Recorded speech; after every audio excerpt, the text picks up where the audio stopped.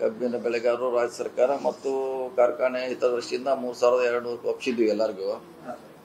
ಈಗ ಅದನ್ನು ರೈತ ಸಂಘಟನೆಗಳು ಒಪ್ತಾ ಇಲ್ಲ. ಸೊ ಅದಕ್ಕೆ ಮತ್ತೆ ಅದು ಅಲ್ಲೇ ಅಷ್ಟಕ್ಕೆ ನಿಂತಿದೆ. ಇನ್ನೇನಾದರೂ ಸರ್ಕಾರ ತೀರ್ಮಾನ ಮಾಡಬೇಕು. ಇಲ್ಲ, ಏನಿಲ್ಲ, ಅದೇನು ಹೇಳಿದ್ರ ಪ್ರತಿ ಸಾರಿ ಆಗತೈತಿ. ಇದೇನು ಪ್ರತಿಭಟನೆ ಅವರು ಕಬ್ಬು ಬೆಳೆಗಾರ ಪರವಾಗಿ ಪ್ರತಿ ವರ್ಷ ಮಾಡ್ತಾರೆ. ಈ ಸರಿ ದೊಡ್ಡ ಪ್ರಮಾಣದಲ್ಲಿ ಆಗಿದೆ.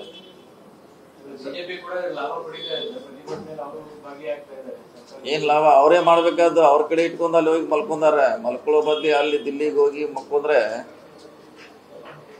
ಪ್ರಧಾನಮಂತ್ರಿ ಅವ್ರದ್ದು, ಅಮಿತ್ ಶಾ ಅವ್ರದ್ದು ಟೈಮ್ ಕೊಡಿಸ್ರೆ ಬಿಲ್ ರೇಟ್ ಹೆಚ್ಚು ಮಾಡೋರು ಅವರು.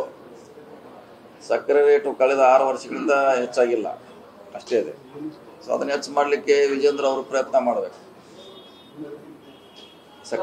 ಸಕ್ಕರೆ ರೇಟ್ ಹೆಚ್ಚು ಮಾಡೋಂಥ ಅಧಿಕಾರ ನಮಗಿಲ್ಲ. FRP ಫಿಕ್ಸ್ ಮಾಡೋರು ನಾವಲ್ಲ.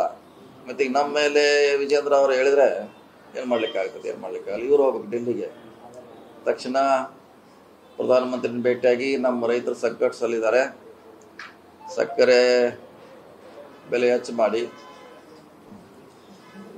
ಅಂದ್ರೆ ರಿಕ್ವೆಸ್ಟ್ ಮಾಡೋದು ಬದಲಾಗಿ ಅನಾವಶ್ಯಕ ನಮ್ದೇನು ಪಾತ್ರ ಇಲ್ಲ ಅನ್ನೋ ಹಂಗೆ ಈಗ BJP ಅವರು ಆ್ಯಕ್ಟ್ ಮಾಡ್ತಾರೆ. ಏನೂ ಇಲ್ಲ ಇವ್ರದ, ಎಲ್ಲ ನಮ್ದೇ ಇರುವಂಗೆ. ನಮ್ದೇನೂ ಇಲ್ಲ ಅದರಲ್ಲಿ.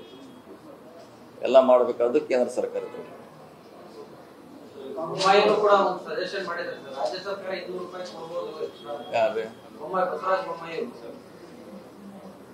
ಅದು ನೋಡೋಕೆ ಅದು ಸರ್ಕಾರ ತೀರ್ಮಾನ ಮಾಡಿ ನಾವಲ್ಲ. ಅದು ಇವತ್ತು ಚರ್ಚೆ ಏನೇನಾಗ್ತದೆ ಗೊತ್ತಿಲ್ಲ, ನೋಡೋಣ. ಕ್ಯಾಬಿನೆಟ್ ಅಲ್ಲಿ ಚರ್ಚೆ ಆಗ್ತದೆ, ಆದ್ಮೇಲೆ ನೋಡೋಣ ಏನಾಗ್ತದೆ. ಕಬ್ಬಿನ ಬೆಲೆ ಇಷ್ಟೇ ನಿಗದಿ ಆದ್ರೆ ಮಹಾರಾಷ್ಟ್ರದಲ್ಲಿ 3,600 ಕೊಡೋದಾಗ್ತದೆ. ನಮ್ಮ ರಾಜ್ಯದ ಕಬ್ಬು ಹೊರ ರಾಜ್ಯಕ್ಕೆ ಹೋಗುತ್ತಲ್ಲ ಸರ್? ಹೋಗ್ತಾರೆ. ಎಲ್ಲಾನು ಇಲ್ಲೊಂದು 5% ಒಯ್ತಾರೆ. ಎಲ್ಲಾನು ಒಯ್ದಿಲ್ಲ, ಭಾಳ 5-10% ಒಯ್ತಾರೆ. ಬಾರ್ಡರ್ ಇದ್ದಾರೆ, ಹೋಗ್ತಾರೆ. ಅವ್ರು ಅಲ್ಲಿ ಮೆಂಬರ್ ಇರ್ತಾರೆ, ಕೋಆಪರೇಟಿವ್ ಸೆಕ್ಟರ್ಗೆ ಮೆಂಬರ್ ಇದ್ದಾರೆ. ನಮ್ಮಲ್ಲಿ ಮೆಂಬರ್ ಇರ್ತಾರೆ, ಅಲ್ಲಿ ಮೆಂಬರ್ ಇರ್ತಾರೆ. ಅಲ್ಲಿಯೂ ಕಳಿಸ್ತಾರೆ, ಇಲ್ಲಿಯೂ ಕಳಿಸ್ತಾರೆ, 2 ಕಡೆ ಕಳಿಸ್ತಾರೆ.